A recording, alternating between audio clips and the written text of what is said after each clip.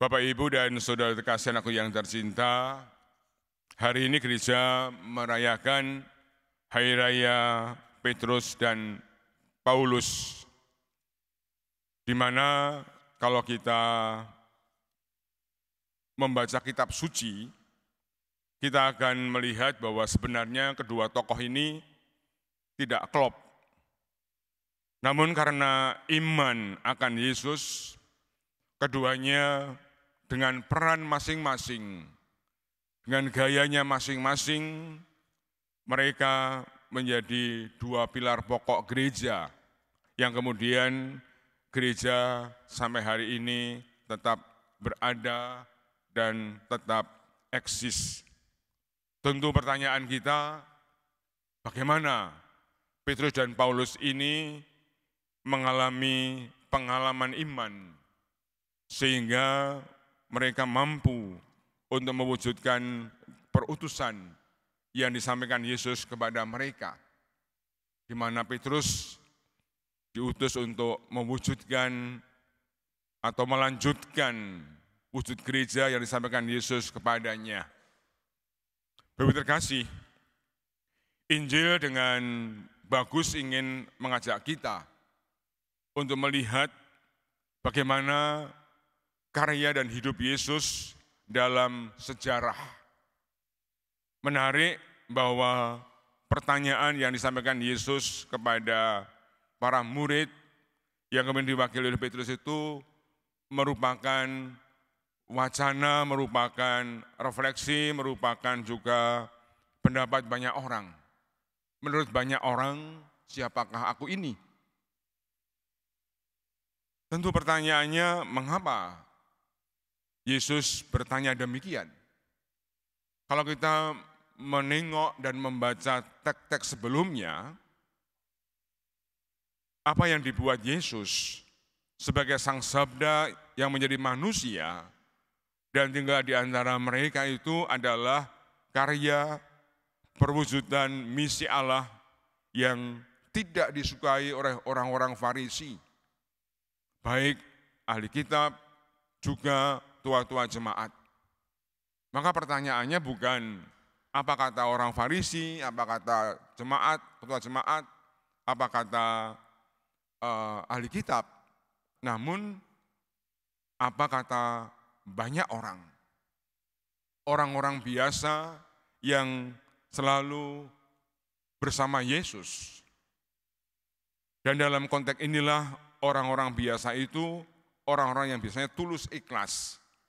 Kalau Petrus mengatakan, Tuhan, mereka ada yang mengatakan engkau ini Yohanes Pembaptis, engkau ini Elia, engkau ini salah seorang nabi yang telah bangkit. Artinya bahwa banyak orang itu mengenal, mengerti, memahami Yesus secara manusiawi, sama dengan pengalaman ketika Yohanes tampil, ketika Elia tampil, ketika para nabi tampil. Menarik bahwa Yesus mengatakan apa kata banyak orang tentang anak manusia. Mereka menerjemahkan Yesus sama dengan Yohanes, sama dengan Elia, sama dengan yang lain, para nabi. Tentu banyak orang ini melihat Yesus hanya sebagai pribadi manusia yang mereka tangkap dari perbuatan-perbuatan, dari karya-karya, dari pengalaman-pengalaman sehari-hari. Sama dengan kita kalau bertanya pada banyak orang di sekitar kita, bagaimana Bapak Ibu ketika Anda mengenal Gereja Katolik Maria Kusuma Karmel, Oromo kami tiap bulan diberi beras, ya kan? 3 bulan sekali ada donor darah. Lalu kalau pas hari Lebaran atau hari korban memberikan kambing 6. Orang menangkap bahwa Gereja Katolik MKK ini melakukan perbuatan-perbuatan baik secara sosial. Sama dengan banyak orang itu. Mereka hanya mengerti bahwa Yesus itu adalah orang yang berbuat baik sama dengan para nabi yang lain. Kemudian Yesus bertanya kepada para murid, kalau menurut kalian siapa aku ini? Tentu para murid karena bersama Yesus, karena berjalan bersama dan seringkali berkumpul bersama Yesus, mereka punya pengalaman yang lain. Lalu Petrus mengatakan, engkaulah Mesias. Jadi ada satu peningkatan pengalaman iman. Dari banyak orang mengatakan engkau nabi, kami melihat engkau Mesias. Bagaimana kata orang tentang anak manusia? Mereka mengatakan engkaulah putra Allah, engkaulah anak Allah. Ada satu pengalaman iman yang para murid alami dengan Yesus. Tidak sekedar kegiatan-kegiatan, perbuatan-perbuatan sosial kemanusiaan. Namun mereka mengalami pengalaman iman. Pengalaman iman itu pula yang kemudian dialami oleh Paulus. Ketika Paulus mengalami persoalan kemanusiaan, di mana Paulus dipenjara. Iman, pengalaman rohani, pengalaman perjumpaan dengan Allah, kerap kali juga merupakan pengalaman menyembuhkan, pengalaman membebaskan. Paulus yang tidak mampu lagi dan tidak berdaya karena terbelenggu dan karena dijaga ketat dalam penjara, namun karena iman yang bersumber dari doa-doa jemaat, maka yang ilahi terjadi. Kerap kali itu yang juga kita alami dalam hidup. Kadang-kadang kita menjadi orang yang gelisah. Karena kita kurang berani untuk meletakkan pengalaman iman ini dalam hidup sehari-hari. Karena kita selalu mengedepankan hal-hal yang manusiawi, yang jasmani.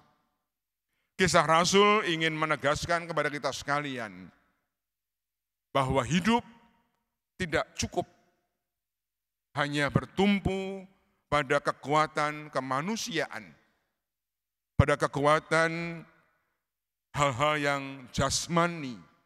Namun kita ingat bahwa yang ilahi adalah kekuatan yang luar biasa, yang seringkali kurang kita pahami. Persis seperti banyak orang hanya melihat dari sisi sosial kemanusiaan. Apa yang ditekankan juga dalam bacaan kedua, bagaimana Paulus menegaskan bahwa apa yang Paulus alami sebagai perutusan adalah sebuah pengharapan, di mana Paulus ingin menunjukkan kepada kita sekalian, ketika orang sudah ditangkap oleh Allah, dibelenggu oleh Allah, pasti harapannya adalah kemuliaan, kekudusan, kesempurnaan. Maka lalu pertanyaannya, Romo sekarang teks-teks ini kalau kita terjemahkan dalam hidup menggereja bagaimana? Apa yang disampaikan oleh para murid adalah pengalaman iman, perjumpaan personal mereka dengan Yesus, sehingga mereka mampu untuk mengatakan engkaulah anak Allah, engkaulah Mesias. Maka inilah tugas pastoral kita, tidak cukup untuk mengatakan Gereja Katolik Maria Kusuma Karmel itu tiap bulan memberi beras kepada keluarga prasejahtera. Tiap Idul Adha menyumbang kambing. Tiap puasa mengajak orang untuk buka puasa bersama. Belum cukup. Gereja harus mampu untuk menunjukkan bahwa yang kami wartakan, yang kami sampaikan adalah pengalaman iman. Kristus adalah Mesias.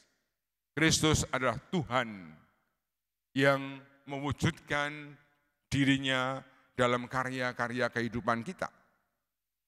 Persis seperti yang pernah saya katakan kepada para pimpinan kongregasi, bahwa dulu para pimpinan kita itu mendirikan sekolah, mendirikan balai kesehatan, bukan sekedar karya sosial, melainkan melalui ke sekolah, melalui rumah sakit. Pimpinan ingin agar spiritualitas, kekayaan rohani para suster itu, para bruder, para romo itu dipahami, dimengerti oleh banyak orang. Lewat karya, pengalaman iman ditangkap, dipahami, dan kemudian orang mengimani. Orang juga melakukan. Sehingga tidak cukup kalau kita hanya berhenti pada karya sosial. Gereja Katolik bukan lembaga sosial. Kita adalah karya iman, di mana lewat persekutuan, lewat liturgi, lewat pewartaan, lewat paguyuban dan lewat kesaksian, kita dipanggil untuk seperti Petrus, menjadi gereja yang bertumbuh dan berkembang. Orang menangkap, oh ternyata orang-orang Katolik di mana yang seringkali membagikan beras itu adalah orang-orang beriman. Orang-orang yang menghadirkan wajah kemuliaan Allah seperti Paulus dalam bacaan kedua, di mana segala karya, perjuangannya, kehadirannya sebagai rasul, Paulus melihat inilah jalan kesucian, jalan kemuliaan. Tentu pertanyaannya, bagaimana hal itu terjadi dan bagaimana itu diwujudkan? Kalau boleh kita rangkum, bahwa kalau kita ingin mewujudkan gereja bukan sekedar wajah sosial, melainkan wajah belas kasih Allah, kita harus mewujudkannya dengan bagaimana karya itu kita kembangkan dalam pengalaman akan doa. Doa bukan sekedar liturgi, doa bukan sekedar devosi. Doa adalah kesadaran bahwa saya sebagai orang Katolik ini dipanggil untuk mewujudkan atau menghadirkan Kristus sebagai Mesias. Kemudian doa yang kemudian diwujudkan dalam karya-karya di mana kita juga berani seperti Petrus berutusan untuk mewujudkan itu pada dialog dengan kehidupan sehari-hari. Petrus pengakuan iman, yang sebenarnya Petrus menuntut atau bukan menuntut, mewajibkan atau berkonsekuensi bagaimana Petrus kemudian menjadi batu karang. Engkaulah Petrus, di atas batu karang ini kudirikan gerejaku. Misi kita sama. Pengalaman doa kita wujudkan dalam pelayanan untuk meyakinkan bahwa kami ini orang-orang beriman bukan orang-orang yang hanya sosial. Sehingga konsekuensinya jelas. Salib adalah jalan perutusan. Salib itu bukan penderitaan, salib itu adalah nilai-nilai kebenaran yang harus kita tampilkan sebagai gereja. Persis seperti Petrus dan Paulus. Kematian mereka adalah perutusan yang mereka kemas dalam kesetiaan akan salib Tuhan. Kita sama. Maka untuk meyakinkan dunia bahwa gereja itu adalah panggilan kekudusan dan keilahian, maka dalam hidup ini kita harus mau untuk mengalami perjalanan salib. Salib bukan penderitaan, salib adalah perwujudan dari kebenaran yang kita tampilkan dalam perutusan. Semoga dengan Injil hari ini, dengan bacaan-bacaan hari ini, dalam misteri pesta atau hari raya Petrus dan Paulus, kita pun menjadi orang-orang yang punya pengharapan akan kemuliaan itu. Orang Katolik dipanggil untuk mulia, meskipun harus melalui perjalanan salib sebagai cara untuk meyakinkan Yesus adalah Mesias. Tuhan memberkati. Amin.